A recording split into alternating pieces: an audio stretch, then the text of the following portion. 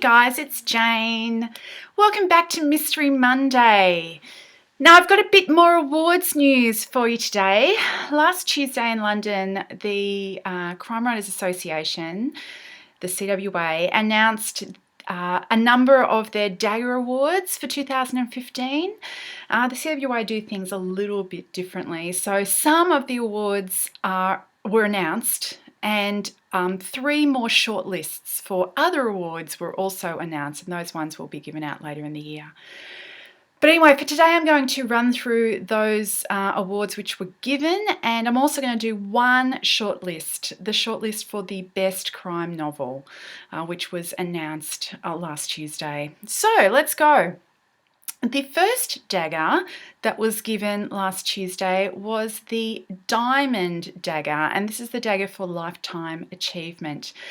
And for 2015, that went to Catherine Aird. Catherine Aird is best known for her Inspector Sloane series. It's a traditional British police detective mystery series. The first instalment was released in 1966. That was called The Religious Body. And it was still going strong in 1990 when its 13th instalment was released. That was called The Body Politic. And the 25th volume of this series was released in 2013, Dead Heading.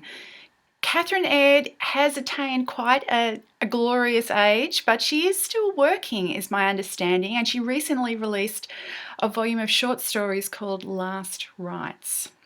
The Dagger in the Library Award was also given on Tuesday night. This one's a bit special because the CWA Daggers are not fan awards in general, but the Dagger in the Library kind of sort of is. The shortlist is voted on by the general public, but the winner is actually selected by committee. So it's a little bit like our own BookTube SFF awards in that respect. The Dagger in the Library is also given for a body of work, not for a single book, and the criteria is it's the one that gives the most enjoyment to readers, the writer who has written books that give the most enjoyment. And the winner for 2015 is Christopher Fowler, who is a very prolific British author and in the crime field is best known for his Bryant and May novels. This series features 2 gentlemen of a certain age who head up the Peculiar Crimes Unit in London. I have actually read a handful of these, and while not particularly to my taste, they are very entertaining reads. So well done, Christopher Fowler. Now, 2 awards that I actually told you about the shortlists for were announced on Tuesday night. Pierre Lemaitre won the International Dagger for Camille, which was translated by Frank Wynne. And S.G. MacLean's The Seeker, the first of a series of mysteries set in Oliver Cromwell's England, scooped the Endeavour Historical Dagger Award. Now for the shortlist. The shortlist for the Goldsboro Gold Dagger for Best Crime Novel. The CWA somewhat stretched the definition of a shortlist. There are actually 7 volumes on this list, so let's go. The first one is The Shut Eye by Belinda Bauer. 11-year-old Edie disappeared a year ago, and DCI John Marvel is having a hard time living with his failure to close the case. 4-year-old Daniel is also missing, and his mother Anna is circling towards insanity.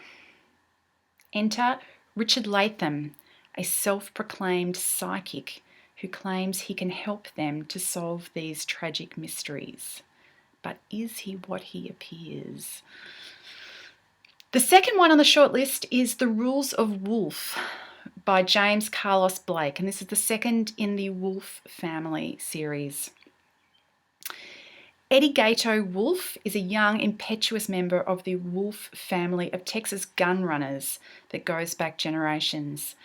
Unfulfilled by his minor role in family operations, Eddie crosses the border to work for a major Mexican drug cartel.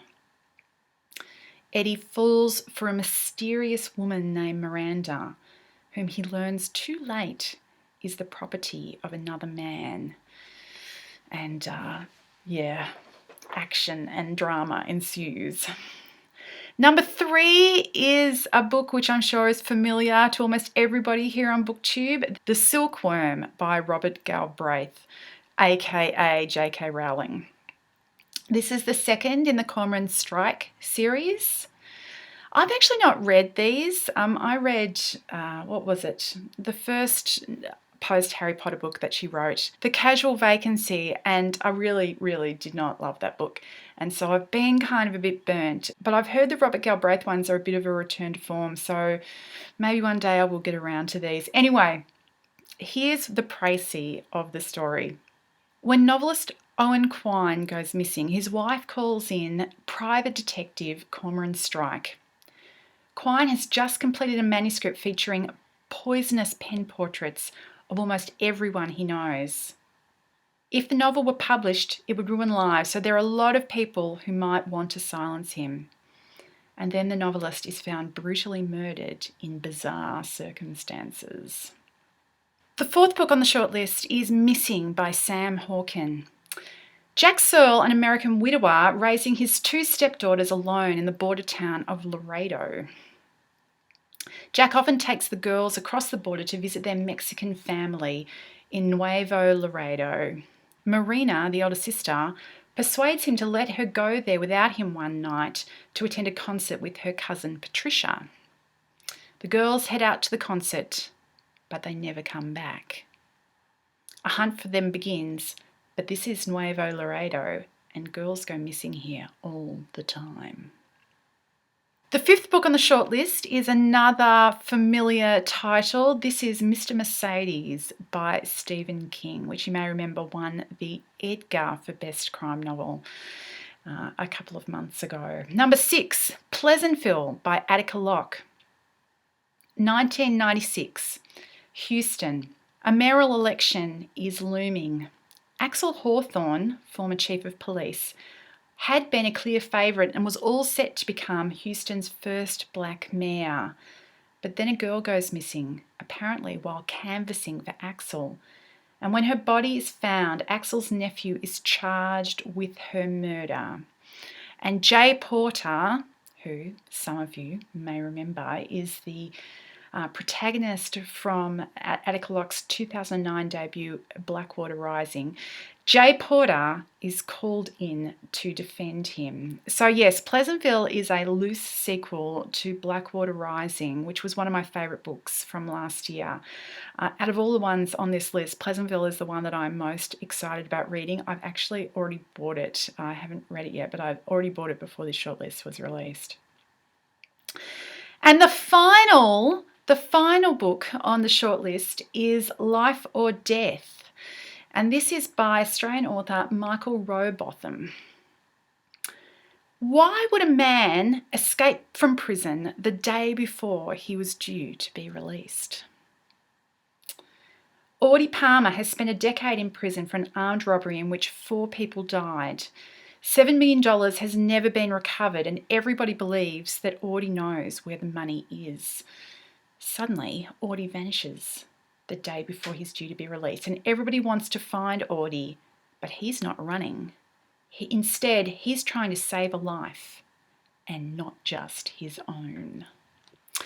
Okay, so that was some winners on the shortlist for the Gold Dagger.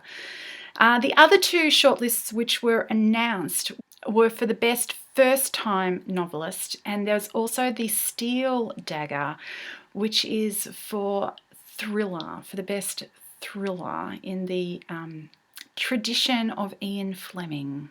So depending on how excited I feel when I read through the lists of books in more detail during the week, I might do another Mystery Monday next week and tell you about those too. Anyhow, I hope you're all well, and I'll talk to you later. Bye!